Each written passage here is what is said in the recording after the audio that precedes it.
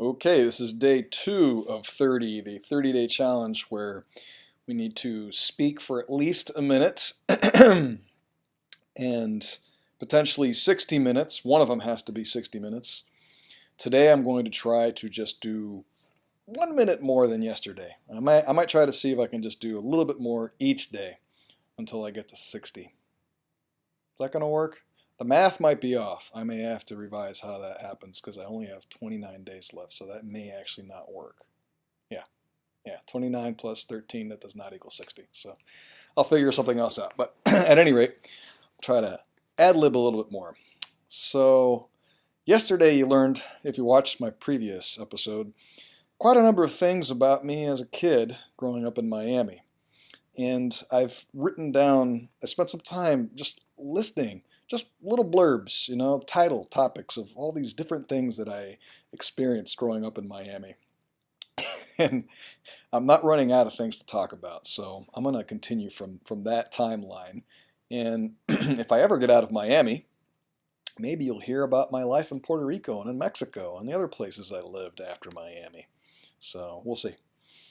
But for today, I want to continue off of the excitement that we felt as kids around performing, or at least getting attention.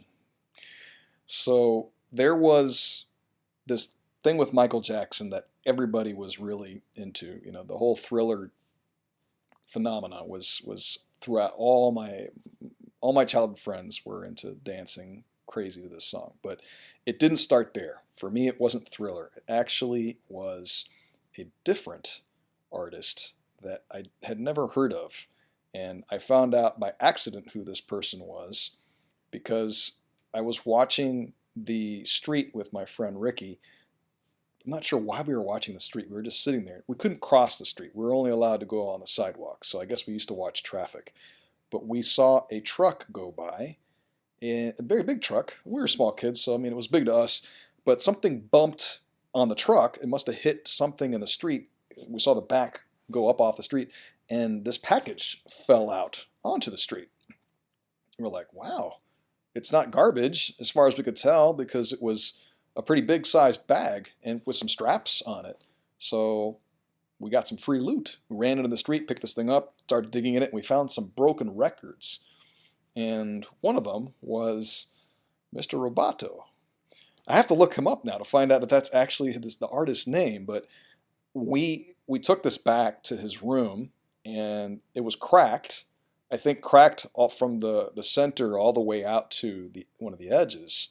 So it would always hop when we'd play it, but we went ahead and put it on his record player just to see what this record was. I think this is the first time I ever saw a record, to be quite honest. I think until this point I only listened to little tapes, cassette tapes, and I'd recorded a lot on cassette tapes. But so we have this little 45 record cracked. We put it on, and all of a sudden, what is this beautiful noise? Omonericato mister robato, omonericato mister robato. What the heck are they saying? It doesn't matter because we were all over the place, just spinning around, punching the walls, going nuts over this sound. And this became so exciting to us, to me specifically. I remember that I wanted to create these block parties around Omonericato Mr. Robato. I'd go around knocking on doors, saying, "Hey, we're gonna perform a breakdance routine." Neither one of us knew how to breakdance. We knew how to break things, but so breakdancing meant whatever you thought it to mean. But we just wanted to dance for people, and we'd knock on doors and say, "Hey, would you come out and watch us? We're gonna put on a free performance. But if we're good enough, we're gonna make you pay for it." Whatever. No one paid, but I remember saying stuff like that. And we didn't get a lot of people that wanted to watch us. But I remember spending a lot of time practicing for this performance with Ricky. And along with many other things that we would practice, there were a lot of things that we would get in our heads. We wanted to put together some kind of a routine or some kind of production value around an idea, and then showcase it to the next door neighbors, whoever was interested. And as I said, there wasn't a lot that we could do with other people across the street because we weren't allowed to cross the street. So our little cul-de-sac, we lived in a cul-de-sac, was our world.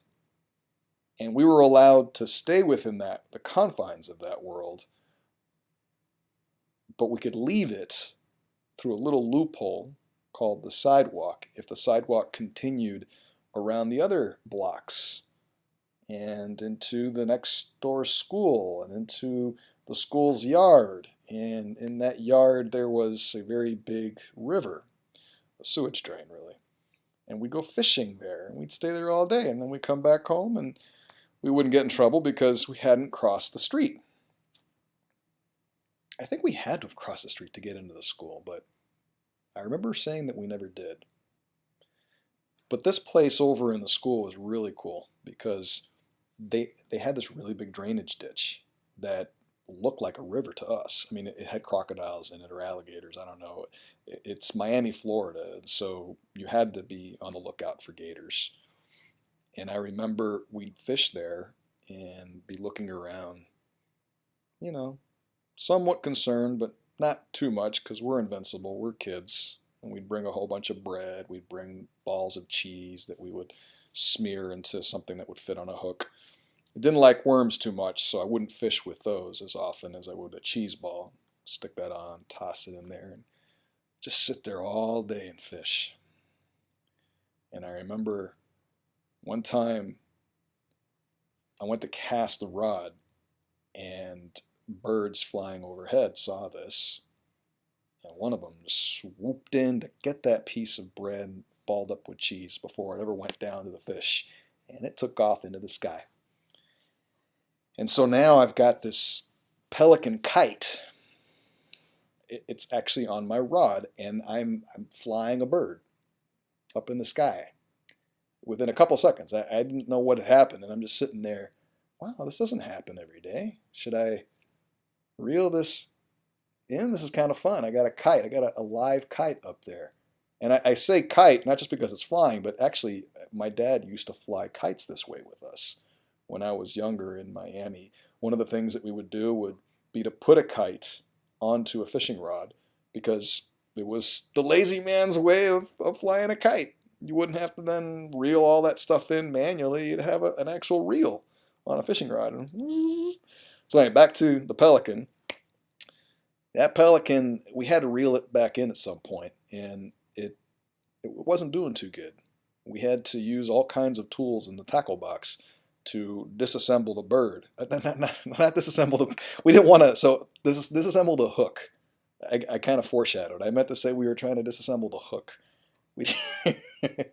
Okay, so yeah, going back to some of the stuff I talked about yesterday. We didn't mean to do anything, but we definitely had a hard time taking the hook out. So we ended up having to just cut the line and letting the bird fly away with a hook in its mouth, which we'd often do with fish anyways when the fish would swallow the hook too deeply.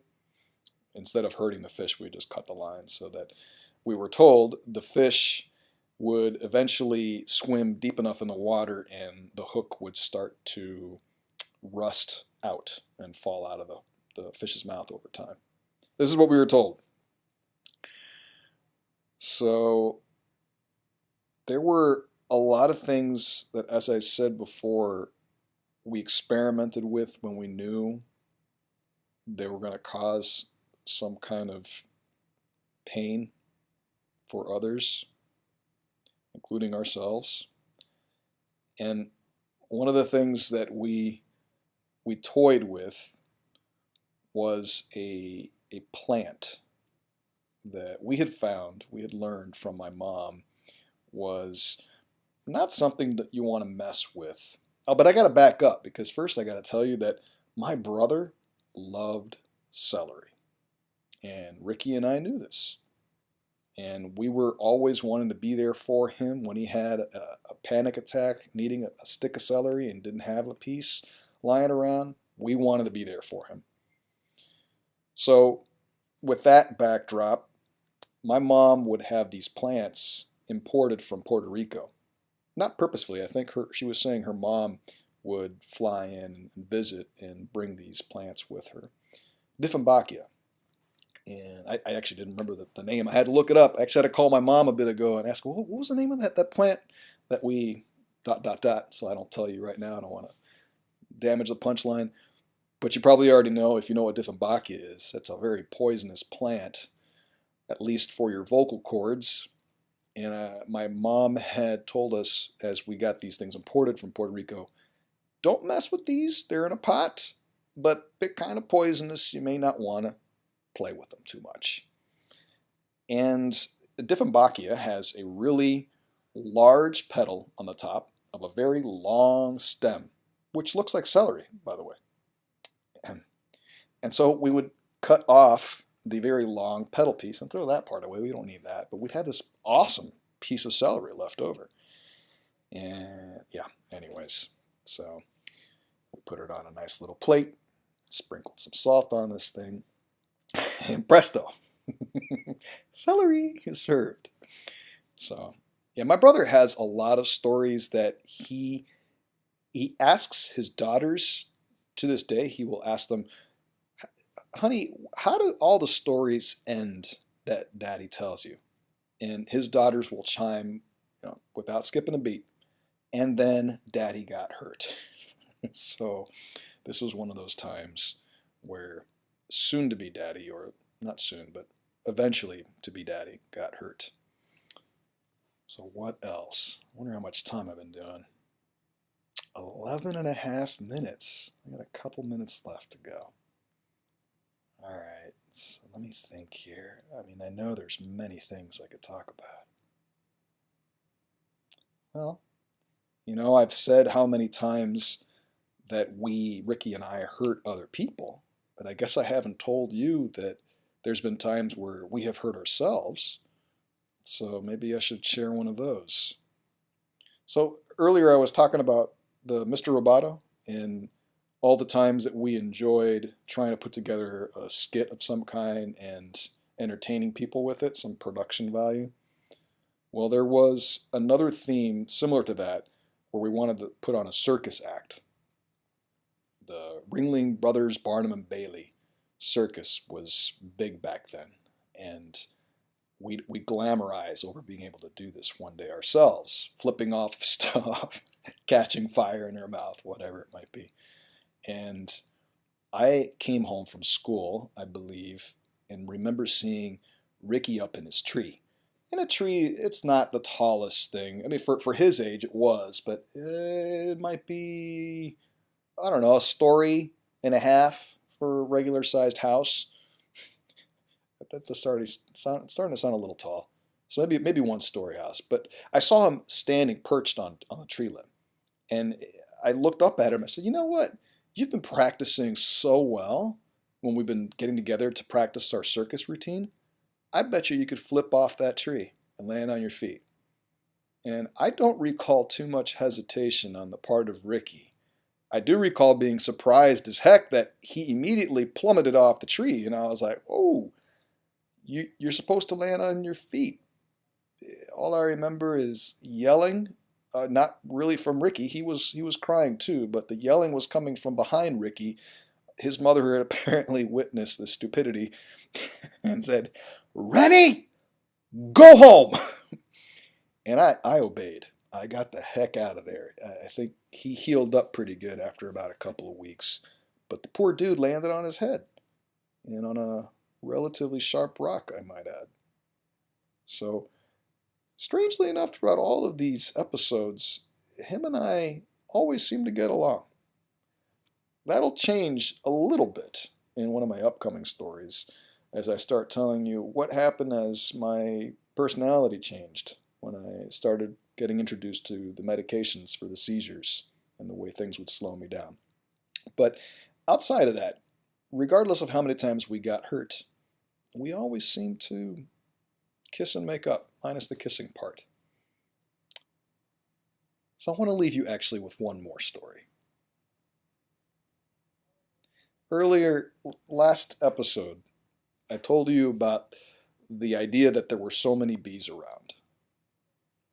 In Miami, the yellow jackets were these wasps that you had to be very cognizant of. You had to Really be careful because their sting was worse than most bees, and these things were everywhere inside of wood, inside of playgrounds, in the wooden posts that hold up the swing sets. They had a bunch of holes, these things, I guess, to let the poles breathe. And so you'd have to be careful about this. And in the mailboxes, I said, right? So that's ridiculous. You'd have mail and bees inside the same box. Well, one of the things that we recognized was that we could make a game out of this, especially for people who had never played it before because they didn't know the rules and what to expect. And so Ricky and I came up with this game concept called Rock the Beehive. And we had a next door neighbor who came out to play every so often. I won't say their name just in case this could be a bad thing for them. You know, I'm actually very honored and thankful that they were willing to trust us enough to play this game. So, but they may not want their name stated here on YouTube, so I'll admit that. But this person lined up with us in front of a mailbox with a nice big rock. This guy was Goliath. Actually, Goliath? David. He was David. Goliath was the mailbox, but this guy was David. Man, he was ready to just sling this rock. He had no idea what he was slinging it into. And he was asking us, like, what is this? Are we trying to, is it bullseye? Are we trying to hit the mailbox? We're looking at each other going, no, you don't want to hit the mailbox. If you hit the mailbox, you lose. What you want to do is get that right in the center. See where the hole is, where the open mailbox part is, right where the mail goes into? That's where you want that rock to land. If you get it in there, you win. What do I win? What do I win? Well, that's a surprise. Yeah. And so this person won the game and then was like looking around, hey, where'd you guys go? And about a few seconds later, he found out why we were running so fast behind him. I think that's past 14 minutes, so I'm going to sign off. Good night, God bless, and please forgive me.